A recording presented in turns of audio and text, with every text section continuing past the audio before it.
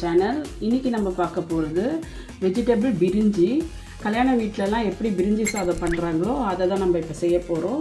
ரொம்ப மசாலாலாம் கிடையாது, வெறும் ஸ்பைசஸ் வச்சே பண்ண போகிறோம். பிரியாணிக்கும் பிரிஞ்சிக்கும் என்ன டிஃப்ரென்ஸ்னால், நம்ம இதில் தேங்காய் பால் ஊற்றி பச்சை மிளகாய் சேர்த்து செய்ய போகிறோம். இதுதான் வெஜ் பிரிஞ்சி. அப்புறம் கடைசியாக சில பிளட் துண்டுகள் ஆட் பண்ணுவோம். அதுதான் இந்த பிரிஞ்சியோட ஸ்பெஷல். வாங்க இப்போ எப்படி செய்யலான்னு பார்க்கலாம்.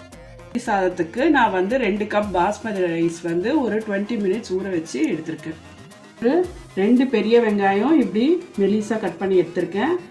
காரத்துக்கு வெறும் பச்சை மிளகாய் தான், நம்ம கொஞ்சோடு ரெட் சில்லி பவுடர் தான் சேர்ப்போம். அதனால் நான் என் காரத்துக்கு ஏற்ற மாதிரி ஒரு 5 பச்சை மிளகாய் எடுத்திருக்கேன். அப்புறம் ஒரு 2 சின்ன தக்காளி பொடியாக கட் பண்ணது. காய்கறி சேர்த்தும் பண்ணலாம், காய்கறி சேர்க்காமல் பண்ணலாம், உங்கள் விருப்பம்தான். நான் கொஞ்சம் பீன்ஸு, கேரட்டு, உருளைக்கிழங்கு சேர்த்து செய்கிறேன். அப்புறமா பட்டாணி, நான் காஞ்ச பட்டாணியை குக்கரில் வேக வச்சு ஒரு 2 விசில் எடுத்து வச்சுருக்கேன். ஒரு லெமன்.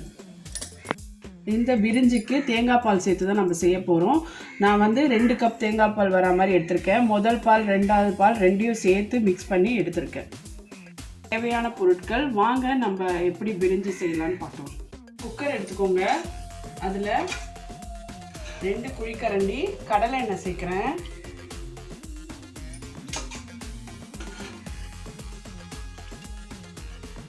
1 டேபிள் ஸ்பூன் நெய் சேர்த்துக்கோங்க. எண்ணெயும் நெய்யும் காஞ்சதுக்கப்புறமா பிரியாணி இலை ஒரு 4-5 சேர்க்குறேன். இந்த பிரிஞ்சிக்கு பிரியாணி இலை தான் ஃப்ளேவர் கொடுக்கும். எப்போவுமே பிரியாணி இலையை கட் பண்ணி சேர்க்காதீங்க, அது உள்ள காம்பு உங்களுக்கு சாப்பிடும்போது குத்திக்கும். அதனால முழுசாகவே போடுங்க.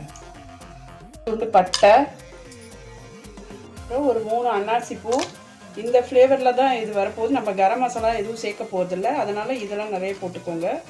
அப்புறமா கல்பாசி, அப்புறம் ஒரு 4 கிராம்பு, 2 ஏலக்காய், அப்புறமா 1 டீஸ்பூன் சோம்பு. சோம்பும் இந்த அன்னாசியும் நல்ல ஃப்ளேவர் கொடுக்கும் இந்த பிரிஞ்சிக்கு. இது நல்லா பொரியட்டும். இப்போ வெங்காயத்தை சேர்த்துப்போம். நல்லா வதங்கட்டும். போதே இந்த பச்சை மிளகாவும் சேர்த்துடலாம், அப்போ தான் அந்த காரம் அதில் இறங்கும். புதினா, கொத்தமல்லி கொஞ்சம், எல்லாத்தையும் சேர்த்து நல்லா வதக்கிக்கோங்க. சாத்துக்கு தேவையான உப்பு சேர்த்துக்கிறேன் நான் முதலையே. பேஸ்ட்டு ஒரு 2 டேபிள் ஸ்பூன் சேர்த்துக்கோங்க. நல்லா அது பச்சை வாசனை போகிற வரைக்கும் நல்லா வதக்குங்க. தக்காளி சேர்த்துக்கலாம். தக்காளி சேர்த்து நல்லா வதக்குங்க.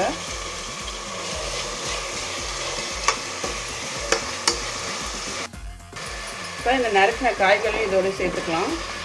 காய்கறியெல்லாம் நான் பெருசாக தான் கட் பண்ணியிருக்கேன், அப்போ தான் நல்லா சாப்பிடும்போது வாயில் கடுப்படணும்னு. உங்களுக்கு வேணால் நீங்கள் சின்னதாக கூட நறுக்கிக்கலாம். சேர்த்துக்கிறேன். எல்லாம் ஒரு 2 நிமிஷம் நல்லா காய்கறியெல்லாம் வதங்கட்டும். இந்த ஆயிலே நம்ம வதக்குவோம்.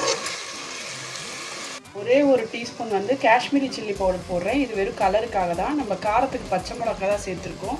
வேறு எந்த ஸ்பைஸ் பவுடர்ஸும் நான் ஆட் பண்ண போகிறதில்ல. அவ்வளோதான். மஞ்சள்தூள் கூட கிடையாது. இது மட்டும் சேர்த்து நல்லா மிக்ஸ் பண்ணி விடுங்க. நம்ம தேங்காய் பால் ஆட் பண்ணிக்கலாம். நான் ஒரு 2 டம்ளர் தேங்காய் பால் சேர்க்குறேன். 2 டம்ளர் தேங்காய் பால். நான் ஏன்னா 2 கப் ரைஸ் எடுத்துக்கிறேன். நீங்கள் ரைஸ் எப்படி எடுத்துருக்கீங்களோ அதுக்கு ஏற்ற மாதிரி சேர்த்துக்கோங்க. அதுக்கப்புறமா மீதி தண்ணி சேர்த்துக்கலாம். நான் முதல்ல அரைச்ச தேங்காய் பால், 2வது அரைச்சது சேர்த்து 2 டம்ளர் தேங்காய் பால், அதுக்கப்புறமா 1 டம்ளர் தண்ணி. தண்ணி மெஷர்மெண்ட் 1 கப் ரைஸ்க்கு 1.5 டம்ளர் தண்ணி. நீங்கள் ஒரு 20 மினிட்ஸ் அரிசியை ஊற வச்சிங்கன்னா, சப்போஸ் நீங்கள் அரிசியை ஊற வைக்கலைன்னா 1 டம்ளர் ரைஸ்க்கு 2 டம்ளர் தண்ணி ஊற்றுங்க. இன்க்ளூடிங் தேங்காய் பாலையும் இதில் கணக்கில் எடுத்துக்கோங்க. இப்போ இது நல்லா கொதிக்கட்டும். தண்ணி நல்லா கொதிச்சிச்சு, தேங்காய் பாலும் தண்ணி கொதிச்சு. இப்போ அரிசியை தண்ணியை எடுத்துட்டு நல்லா சேர்த்துக்கோங்க.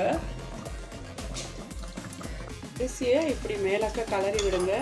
அது நல்லா கொச்சி வரும்போது நம்ம இப்போ தம் போடலாம். கொஞ்ச நேரம் வெயிட் பண்ணுவோம். இப்போ இந்த ஸ்டேஜில் உப்பு காரெல்லாம் நீங்கள் பார்த்துக்கலாம். லெமன் பிழிஞ்சிக்கலாம். ஒரு லெமன் நான் பிழிகிறேன்.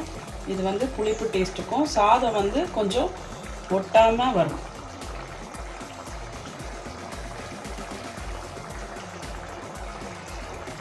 இப்போ அரிசி மேலே வந்தப்புறம் நம்ம தம் போடணும். இப்போ அரிசி கொஞ்சம் கொஞ்சமாக மேலே வருது. இப்போ நம்ம லாஸ்ட்டாக கொஞ்சமாக புதினா, கொத்தமல்லி இதெல்லாம் சேர்த்துக்கலாம். திருப்பி ஒரு டீஸ்பூன் நெய் சேர்த்து இப்போ நான் மூடிடுறேன்.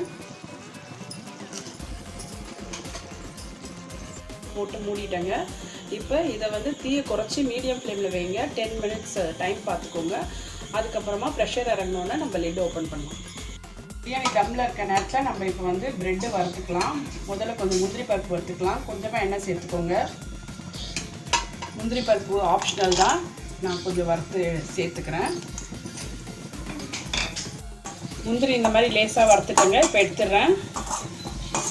ஒரு 5 ப்ரெட் எடுத்து இந்த மாதிரி குட்டி குட்டியாக கட் பண்ணிக்கோங்க. இப்போ இதை வந்து ஆயிலில் பொரிச்சிக்கலாம். நல்லா 2 சைடும் ரோஸ்ட் ஆகிற வரைக்கும் இதை வதக்குங்க. 10 மினிட்ஸ் ஆயிடுச்சு. நான் ஸ்டவ் ஆஃப் பண்ணிடுறேன். கொஞ்ச நேரம் இதை ஸ்டீம் அடங்குற வரைக்கும் திறக்காதீங்க. அதுக்கப்புறமா நம்ம திறந்து கலரலாம். பாருங்கள், ப்ரெஷர் நல்லா அடங்கிடுச்சு. நான் இப்போ ஓப்பன் பண்ணுறேன். வாவ், நம்மளுடைய பிரிஞ்சி சூப்பராக ரெடி ஆகிடுச்சு. பாருங்கள் பாருங்கள், இப்படி ஓரத்துலேருந்து பக்குவமாக கிளறி விடுங்க. இப்போ நான் இதில் வந்து வறுத்து வச்ச ப்ரெட்டை சேர்த்துக்கிறேன்.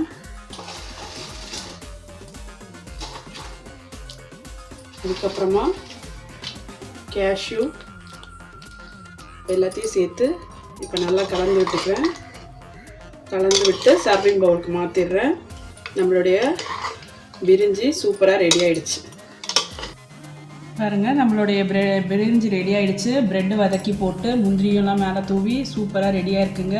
பசங்களாம் ரொம்ப விரும்பி சாப்பிடுவாங்க. ரொம்ப ஸ்பைசஸ் கிடையாது, காரம் கிடையாது, நல்லாயிருக்கும். கூடவே நான் ரைத்தா வச்சுருக்கேன். நீங்கள் இதுக்கு பொட்டேட்டோ சிப்ஸும் வச்சு சாப்பிட்லாம். ரொம்ப அருமையாக இருக்கும். பசங்களுக்கு லஞ்ச் பாக்ஸ்லேயும் இது பேக் பண்ணி கொடுக்கலாம். மத்தியானம் சாப்பிட்டா கூட ரொம்ப நல்லாயிருக்கும். இந்த டிஷ் பிடிச்சா லைக் கொடுங்க, கமெண்ட் பண்ணுங்கள். நம்ம சேனலை இது வரைக்கும் சப்ஸ்கிரைப் பண்ணாதவங்களாம் சப்ஸ்கிரைப் பண்ணுங்கள். உங்கள் ஃப்ரெண்ட்ஸோட ஷேர் பண்ணுங்கள். தேங்க்ஸ் ஃபார் வாட்சிங்.